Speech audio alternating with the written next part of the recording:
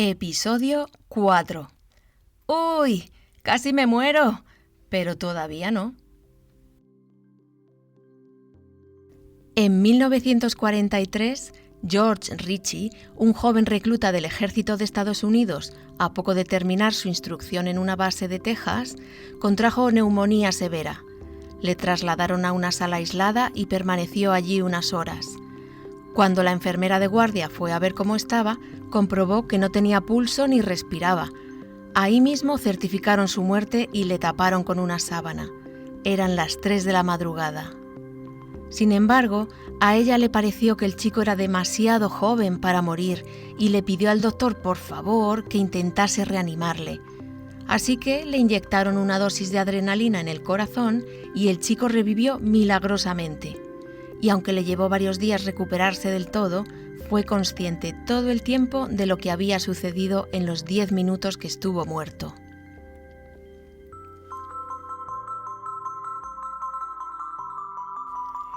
Bienvenidísimos todos a un nuevo episodio de este podcast fenomenal.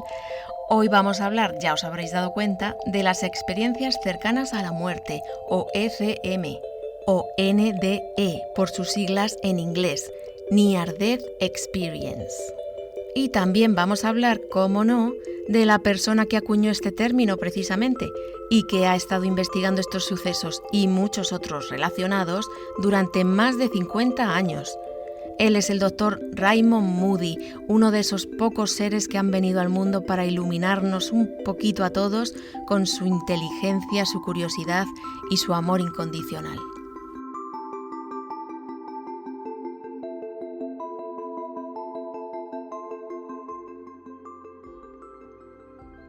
El joven recluta enseguida relató a la enfermera lo que había vivido en aquellos 10 minutos.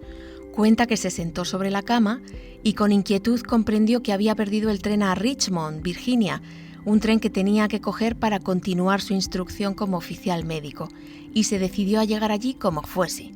Entonces salió afuera para llamar al oficial de guardia, contemplando atónito cómo éste no solo no le oía ni le veía, sino que caminó a través de él, traspasándole como si no tuviera cuerpo. Y tanto que no lo tenía.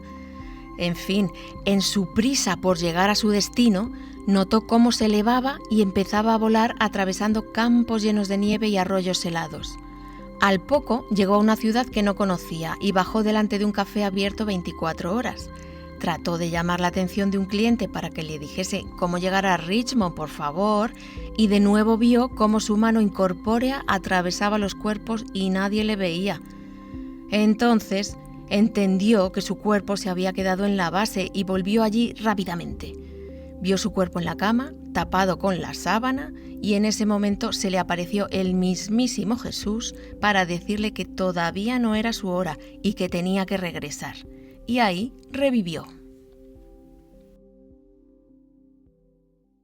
Esta historia no se hizo pública hasta mediados de los años 60, cuando el ya doctor George Ritchie lo contó en una entrevista por televisión. Fue precisamente esta entrevista y lo alucinante del relato lo que hizo que el entonces estudiante Raymond Moody se interesase por estos fenómenos y comenzase a investigar. Sus primeras investigaciones las publicó en el libro Life After Life, Vida después de la vida, en 1975. Curiosamente, justo antes de publicarse, le llegó una copia mecanografiada a la grandísima doctora Elizabeth Kubler-Ross, que llevaba muchos años también investigando estos fenómenos. Y este fue el momento en el que estos dos grandes seres se conocieron y la doctora acabó escribiendo el prefacio del libro. Hago aquí un inciso, y es que sobre Elizabeth Kubler-Ross hay muchísima tela que cortar, que iremos viendo en un capítulo posterior, o en 2, o en 3 incluso, porque ya os digo que hay muchísimo que hablar sobre este otro ser luminoso que dedicó su vida a enseñarnos a morir y a vivir. Pero en fin, sigo. El libro de Moody supuso un gran impacto internacional porque antes no se conocían públicamente estas historias, no se sabía que venían sucediendo tan a menudo, ni que había tantos testimonios. Aunque no todo fue un camino de rosas, claro, porque se le echaron encima varios grupos religiosos cristianos, tachándole de blasfemo, que qué tenía él que decir sobre asuntos que solo conciernen a Dios. Y también se le echó encima parte de la comunidad científica, tachándole de mentiroso y poco científico. Sin embargo, ya sabemos que aquellas historias han quedado fijadas en la memoria colectiva y hoy todo el mundo, o casi todo el mundo, incluso los más escépticos, las acepta como verdaderas y conoce sus términos. Y es que la mayoría de las personas que han vivido una ECM cuenta cosas parecidas, como un estado de ingravidez y de paz les lleva a sentirse como cuerpos luminosos, cuerpos que son capaces de una visión periférica y de alcanzarlo todo con solo pensarlo. Cuentan sobre una luz cálida que les envuelve, escuchando músicas y sonidos que suenan a la vez en perfecta armonía, familiares y amigos ya fallecidos que vienen a recibirles, un ser de luz que les tiende la mano, cuentan cómo han visto su vida pasar rápidamente como en una película, justo antes de entrar en un túnel de luz amorosa. Es muy común también que cuenten cómo pudieron ver sus cuerpos tendidos en la cama o en el lugar de fallecimiento y que podían oír perfectamente las conversaciones que estaban teniendo lugar a su alrededor. Y no es que todos hayan vivido lo mismo, porque parece ser que cada experiencia es muy particular, pero estos elementos se repiten por separado en muchos de los casos. Lo que sí es común a todos es la dificultad para describir lo que les ha sucedido, teniendo que expresar en un lenguaje tridimensional una experiencia que abarca más dimensiones y se ven todos sin palabras para transmitir una historia tan inefable.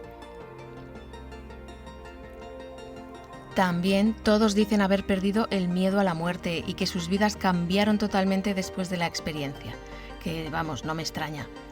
Y ninguno de ellos, ni creyentes ni ateos, se refiere a aquel lugar donde estuvieron como el cielo o el infierno en términos cristianos, aunque sí que identifican algunos al ser de luz con un ángel o con Jesucristo. Hay otros pocos que cuentan unas historias totalmente distintas en las que se ven en un lugar donde en vez de paz sienten miedo, pero estos son los menos, tal vez porque la gente es más reacia a contarlo o tal vez porque suceden menos veces, no se sabe bien, pero lo cierto es que son historias muy distintas entre sí y no tienen elementos comunes como las otras. La verdad es que todos tenemos a alguien o conocemos a alguien que conoce a alguien que le ha pasado algo así. Yo, por ejemplo, tengo el caso de un gran amigo mío que se desplomó en la calle a causa de una obstrucción intestinal y bueno, le reanimaron y tal y volvió en sí al cabo de un rato. Pero él siempre ha contado que supo que había muerto, que sintió una paz indescriptible y que se dijo a sí mismo: ¡ay, por fin no me tengo que ocupar del dinero! Y cuando volvió le fastidió un poquillo, porque allí donde estaba se encontraba pleno y feliz. Antes de este libro no se conocían muchas experiencias de este tipo, lo que no quiere decir que no sucediesen. Hay quien piensa que en los tiempos modernos, con tantas posibilidades de reanimación, se han multiplicado los casos, y esto es posible, puede que sea así, pero también es muy posible que simplemente la gente no se atreviese a contarlas, para que no las considerasen gentes locas, o bien por ser una cosa tan increíble y bastante herética. Imaginaos en otras épocas, con la Inquisición a pleno rendimiento. Esto es algo que desde luego nadie se atrevería a contar, ya me diréis. Pero en fin, por lo que estamos viendo, estas ECMs son experiencias muy similares a los viajes astrales, en los que el alma, conciencia o espíritu, abandonan momentáneamente el cuerpo para irse a recorrer otras dimensiones, otras densidades. Pueden darse en sueños o justo antes de dormir, en el duermevela o también durante una contemplación extática de la naturaleza, por ejemplo. Los viajes astrales son en sí mismos unas experiencias tan fascinantes que merecen ellas solas un episodio propio. Seguro que estáis de acuerdo conmigo. Que madre mía, ahora que digo esto, de cuántas cosas quiero hablar. Tengo ya una lista de temas que no veáis. Pero bueno, bien, mejor tener una larga lista de cosas de qué hablar. Bueno, y hay incluso personas que en el momento de la muerte de un ser querido, estando a su lado en la cama, han notado cómo la habitación se llenaba de luz. O aún más increíble, las hay que han compartido esa retrospectiva de la vida, que también ellos la han visto. Personas muy íntimas o que les han acompañado muy de cerca durante todo el proceso. El mismo Moody vivió algo parecido cuando murió su madre. En la habitación del hospital, de pronto, la luz cambió y pudo oír su voz. la voz de su madre, quiero decir. Seguidamente vio una especie de espiral o de embudo de energía. Allí en la habitación estaban también su mujer, su cuñado y su hermana, y todos pudieron vivir esa experiencia. Su hermana, además, pudo escuchar a su padre, fallecido 2 años antes. Él llama a esto experiencias de muerte compartidas. Y la verdad es que de estas no se habla tanto. Tal vez porque estas sí que parecen muy locas. Pero vamos, son desde luego alucinantes y sería muy interesante poder conocer más testimonios al respecto. Quienes investigan estos sucesos se cuidan muy mucho de considerarlos como pruebas irrefutables de la continuidad de la vida después de la muerte. Pero, ¿qué pensáis vosotros? ¿Nos están mostrando una verdad universal? Para mí, desde luego, sí.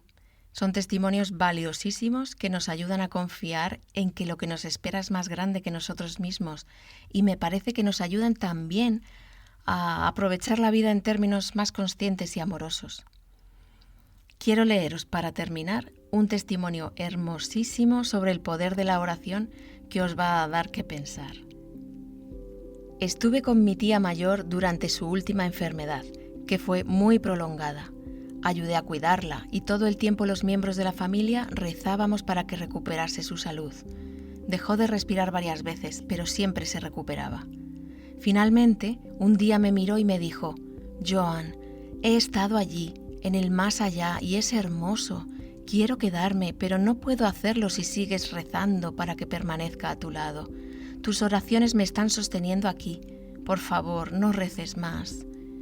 Todos dejamos de hacerlo y al poco tiempo murió. ¿Qué os parece esto, Y es que en algunos casos los entrevistados han expresado el sentimiento de que el amor o las oraciones de los otros los trajeron desde la muerte sin que para ello intervinieran sus propios deseos. Y esto abre un gran espacio de reflexión sobre el poder de las oraciones y del amor.